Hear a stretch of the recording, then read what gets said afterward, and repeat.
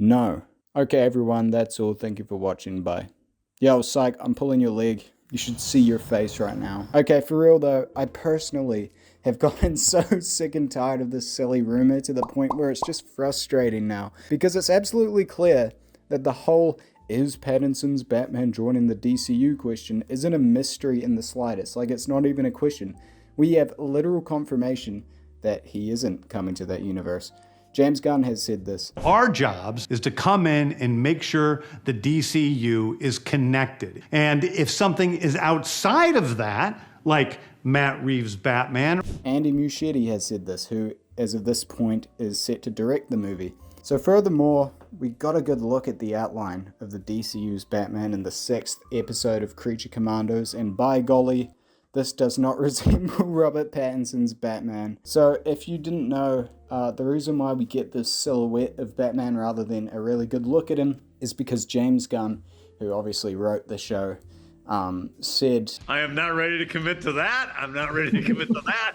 I'm not ready to commit to that. So I just like, more silhouette, more silhouette, more silhouette. That maybe he wasn't set on what bat symbol he wanted, or, you know, what color the belt was, or all these random intricacies of the suit. But one thing that he did commit to that is pretty clear is that this build, this frame, it doesn't match Robert Pattinson's Batman.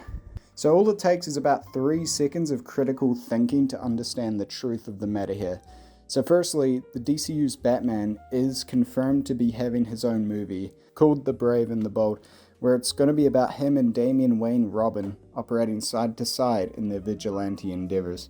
So James Gunn has said that other members of the Bat family will be showing up in the movie as well. So this means that if this movie is going to be featuring Robert Pattinson's Batman, then in the next The Batman movie, he'll need to, depending on the comic accuracy of the story, adopt, train, and raise Dick Grayson, Jason Todd, and Tim Drake. Then he needs to meet with Talia al Ghul, have a child with her, being Damian Wayne, and wait for him to get old enough so that he can fight crime with him.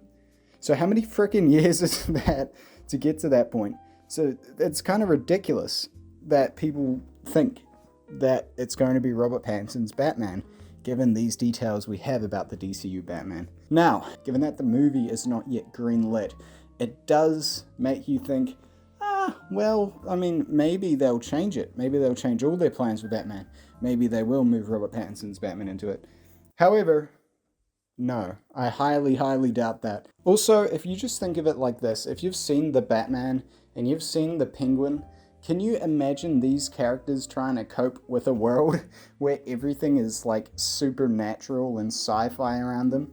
I just cannot possibly imagine Robert Pattinson's Batman running alongside Wonder Woman and Green Lantern and Superman about to face off against the Anti-Monitor or something. Like, that's just so goofy to me. There's no shot it's going to be that Batman. I mean, he was kind of getting smacked around by some goons, which is fine, you know, it's his second year being Batman. He was ultimately packing them up. But just the realism of that tone of that movie and of the Penguin, I just don't see it as a good idea creatively to merge that with the whole combined universe, the DCU. Also, Batman's set in 2022, so if we're going to bring Robert Pattinson's Batman into this universe, then he seriously needs to level up his game over the next 3 years to 2025 to be able to be at a point where he can fight alongside Superman and all that. You know, I just can't really imagine a world's finest sort of scenario with those two versions of the character, which is fine. I'm not saying this Batman's weak, I'm just saying they've gone for a very grounded, very realistic tone with this Batman, and would it not be refreshing to see a more fantastical version of Batman, taking elements straight from those comics, taking elements from the Justice League animated series Batman and the animated movies, as well as the Arkham games, things like that. A Batman that's capable of fighting Clayface head-on, a Batman that's capable of flying around and manufacturing these crazy devices like the Batwing, which, you know, just try and imagine the Batwing being in the Robert Pattinson universe. It's way too realistic and grounded for that. Like, I can't picture it. And that's fine. This universe, much more noir and gothic and grounded than the DCU will be. So I say let that be, let them coexist. It's Elseworlds, that's exactly what the case will be. Now I know that there are some people that really want him there, and believe me, I've tried to get on that train and go, actually, would it be good? Alright, I've tried to have an open mind. I just can't imagine it would be good for either universe. I think you're holding your Batman back in that universe, and you're just minimizing the events of the Batman if you have these other superpowered characters. It takes the charm away. It's really hard to put it into words.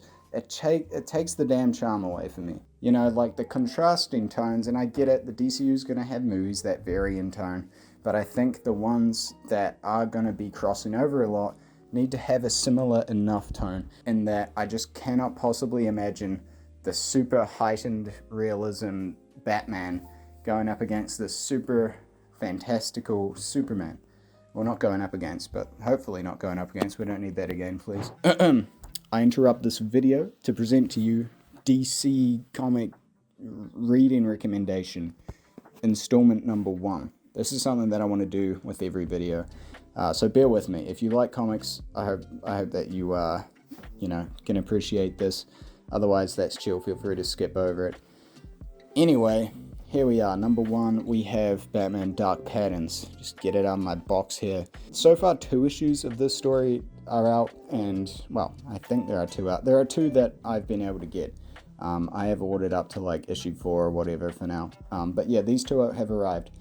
Now, it's a very interesting story. It's just a classic Batman detective, very gothic, very dark story. The art style is absolutely beautiful, and the villain behind this story thus far is very interesting. His whole thing is he absolutely tortures the heck out of people and kills them, effectively, after inflicting unimaginable pain onto them. He's got all sorts of things embedded in his flesh, like nails and like screw kind of things. I think they're all nails or something of that nature. Obviously, Batman not wanting to kill anyone, you know, he's got to work out a way to take this guy down, as well as get to the bottom of this guy. Who created him? Did he create himself? What is the larger menace at play here? What's his motivation? You know, what's the pattern between these people that he's killing? It's very interesting. I think it's worth a read. It's definitely a more mature kind of DC story. I don't think I'd say R-rated, unless I'm forgetting something. But yeah, it's pretty gruesome, pretty dark. You know, not one for the youngins, but still a very cool Batman story. And yeah, the kind of thing that I feel like Matt Reeves could potentially adapt. I think it's very neat. Alright, that's all. Let's continue. But yeah, I don't know, guys. Let me know what you think. If you disagree, that is absolutely fine. Look, I'm not trying to throw hands. I'm just stating what I think and what I perceive to be the truth, because to me it couldn't be more clear that the fact is Robert Pattinson's Batman will be staying in Matt Reeves' universe, which is an Elseworlds universe. Let me hear your 2 cents on this. I'm very curious to see if I'm going to get cooked for this, or if people are going to be siding with me, or if anyone's going to see the video at all. Alright, thanks guys. See ya.